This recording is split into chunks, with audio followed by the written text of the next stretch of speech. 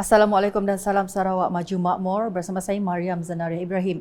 Berita utama, Pengerusi Gabungan Parti Sarawak GPS Merangkap Premier Sarawak Datuk Patinggi Tan Sri Dr. Abang Abdul Rahman Zuhari Tun Datuk Bongpeng telah meluangkan masa untuk hadir memberi sokongan kepada calon GPS Iskandar Turki sempena Hari Penamaan Calon bagi Pilihan Raya Kecil PRK Dewan Undangan Negeri Dun Jepak. Seawal jam 8.20 pagi Sabtu, Datuk Patinggi Tan Sri Abang Zuhari mengambil peluang menyertai rombongan penyokong GPS yang berarak mengiringi Iskandar Turki dari bangunan Persekutuan Perkumpulan Wanita Sarawak Bintulu ke Pusat Penamaan Calon PPC Dewan Suara Bintulu.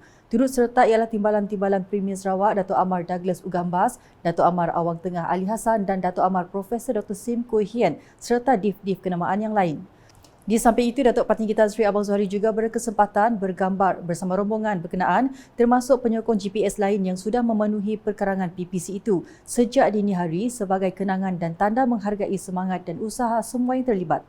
Beliau pada masa sama meletakkan kepercayaan kepada Iskandar Turki dalam perjuangan mengekalkan konstituensi Jepak sebagai kubu kuat GPS setelah kematian penyandangnya Datuk Talib Zulkifli pada 15 September lepas. Sementara itu, tempoh berkempen saingan 3 penjuru bagi PRK Dun Jepak kini telah bermula. Perkara tersebut diumumkan Pegawai Pengurus Pilihan Raya Dun N67 Jepak, Abang Zainuddin Abang Turki, tepat jam 10.30 pagi Sabtu setelah proses penamaan calon bagi PRK tersebut berjalan dengan lancar tanpa sebarang insiden dilaporkan.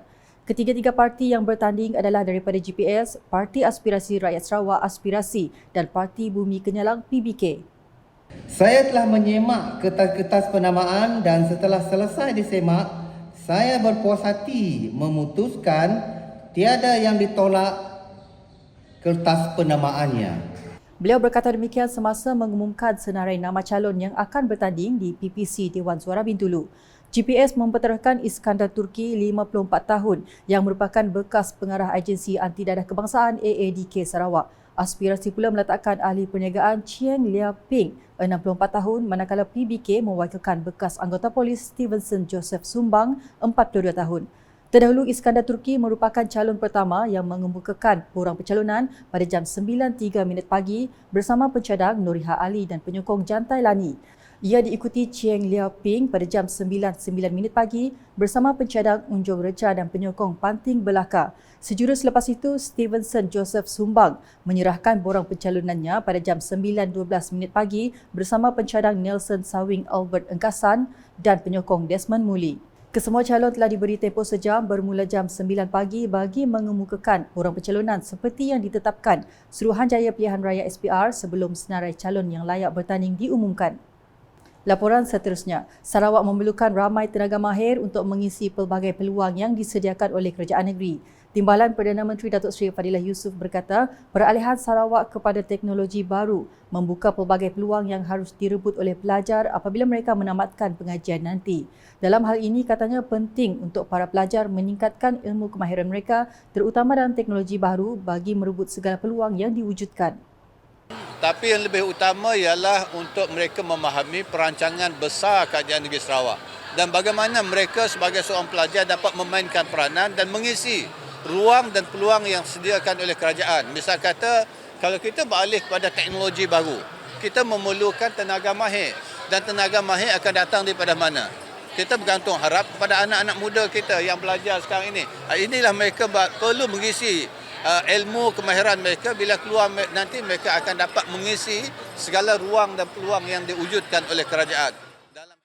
Datuk Seri Fadilah berkata demikian ketika ditemu bual semasa melawat reruai pameran pada program Lan Berambih Anak Sarawak LBAS 2023 di Pusat Pameran dan Dagangan Antarabangsa Malaysia MITEC Kuala Lumpur pada Sabtu.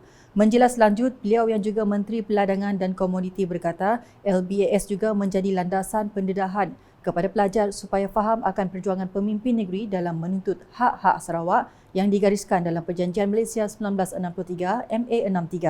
MA63 sedang kita perjuangkan oleh ahli-ahli parlimen, ahli Dewan Undangan Negeri yang insya-Allah kita akan dapat capai.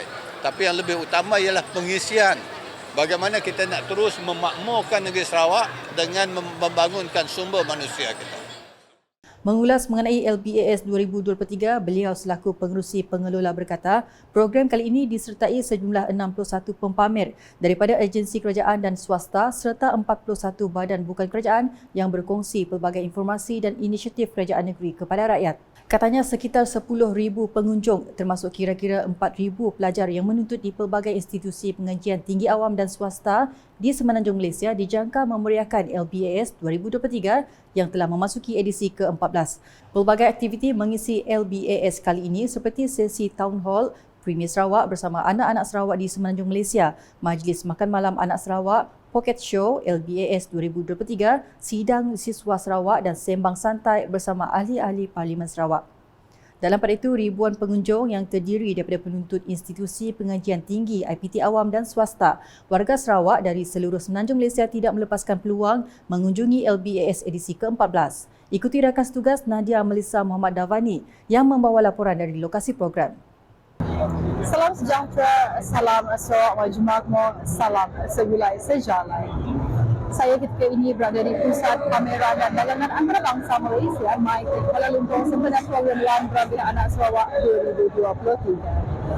Seperti yang anda dapat saksikan ketika ini, ribuan pengunjung yang terdiri daripada penuntut serta warga Sarawak yang berada di Semenanjung telah memenuhi MyTech seawal jam 8 pagi untuk melihat apakah yang dikenakan kepada pengunjung pada edisi kali ini. Sedikit makluman yang seperti yang dapat dikongsikan, program Lan Perabilan Anak Sarawak kali ini merupakan edisi ke-14 yang dianjurkan oleh Sarawak Volunteers dengan sokongan Kerajaan Sarawak.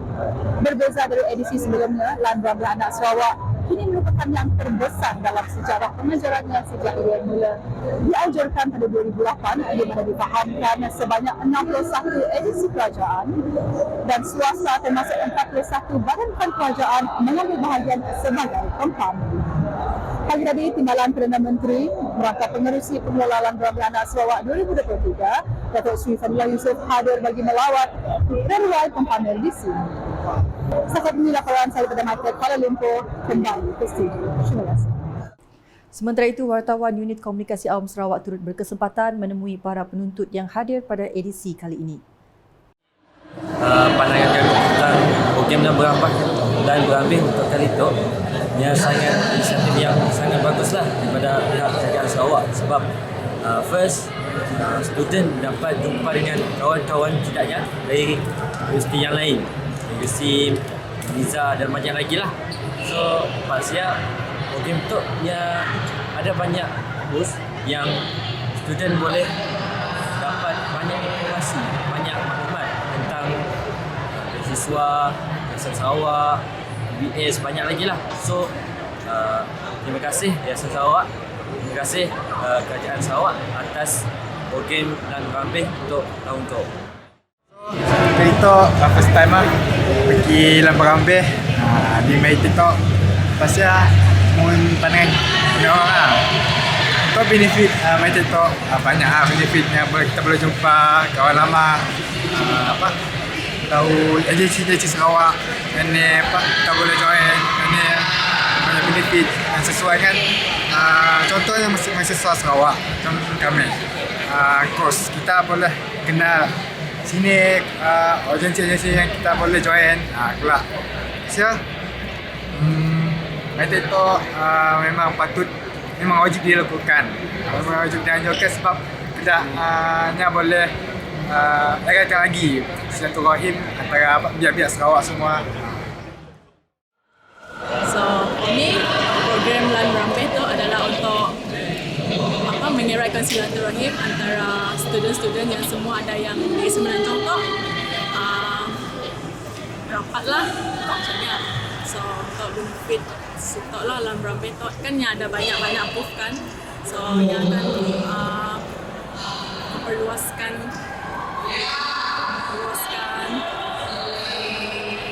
pengetahuan untuk student-student dekat situ lah yang di sini. Dekat situ kami pergi dekat datang dekat menyertai program Lan Perabilan tu dekat KL. So kami dapat angkatlah banyak benefit yang pelajar-pelajar dari Sarawak menyertai program itu. Contohnya adalah pelajar-pelajar dari Sarawak yang belajar di Universiti Semenanjung tu dapat dikumpulkan, dapat disatukan walaupun berlainan universiti. Dengan program Tok Jua, banyak booth-booth seperti mempromokan kejayaan, modal ataupun produk dari Sarawak yang dapat buka minda dan mata pelajar-pelajar yang belajar di sekolah. Manakala Majlis Islam Sarawak MIS bakal mengadakan pertandingan pidato piala yang dipertua, YDP Majlis Islam Sarawak melibatkan sekolah-sekolah di bawah Jabatan Agama Islam Sarawak JAIS pada tahun depan. Yang di-Pertua Majlis Islam Sarawak Datuk Misnu Taha berkata, MIS komited untuk melaksanakan pertandingan ini sebagai acara tahunan. Dan untuk tahun depan, insya-Allah kita akan mengadakan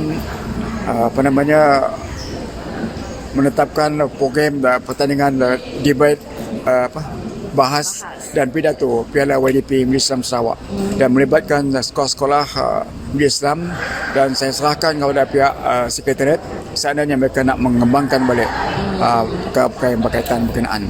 Tujuan untuk program ini adalah sebagai satu usaha kita nak meningkatkan semangat kepada anak-anak kita yang belajar di sekolah agama dan juga memberikan peluang dan ruang kepada mereka dalam mengembangkan aktiviti dan kegiatan-kegiatan mereka di sekolah-sekolah. Beliau berkata demikian ketika ditemui media selepas merasmikan Majlis Apresiasi Sekolah-Sekolah Agama Majlis Islam Sarawak 2023 di Dewan Kompleks Islam Sarawak Kuching pada Sabtu. Majlis apresiasi tersebut merupakan wadah untuk MIS memberikan penghargaan kepada usaha dan kesungguhan pihak sekolah, guru-guru dan murid-murid dalam memastikan prestasi dan pencapaian mereka pada tahap terbaik dan optimum. Sementara itu, ketika ditanya berhubung sumbangan musaadah tabung kecemasan misi kemanusiaan kepada rakyat Palestin, Datuk Misnu berkata, MIS tetap komited dalam memberi bantuan kepada mangsa-mangsa di Palestin. Majlis Islam Sarawak juga telah mengambil berat akan apa yang berlaku di Gaza dan di Palestin. Kita walaupun jauh di sana, sebagai orang Islam, saudara-saudara kita terasa juga di sini. Apalagi bila kita melihat bagaimana hospital dibom, anak-anak jadi mangsa, wanita jadi mangsa. Atas dasar itu kita telah menetapkan pada beberapa minggu yang lepas, setiap masjid dan surau Sarawak mengadakan kunut nazilah. Ini telah hantar kepada semua masjid dan surau negeri Sarawak. Keduanya kita mengatakan semalam satu Jumaat tabung kutipan Palestin akan kita sumbangkan ke tabung kutipan Palestin. Saya minta maaf saya tidak dapat maklumkan berapa jumlahnya, tapi semalam kita dah tetapkan. Sekian edisi malam bersama saya Mariam Zanaria. Berita lebih lanjut boleh didapati di semua platform media sosial UKAS termasuk portal ukassarawak.gov.my dan UKAS channel di YouTube. Sebelum mengakhiri buletin edisi malam ini, ingin kami ingatkan masyarakat awam khususnya warga Dun Jepak agar menunaikan tanggungjawab sebagai pengundi pada PRK Dun Jepak yang akan diadakan pada 4 November depan. #Saluran Informasi Rakyat, Salam UKAS.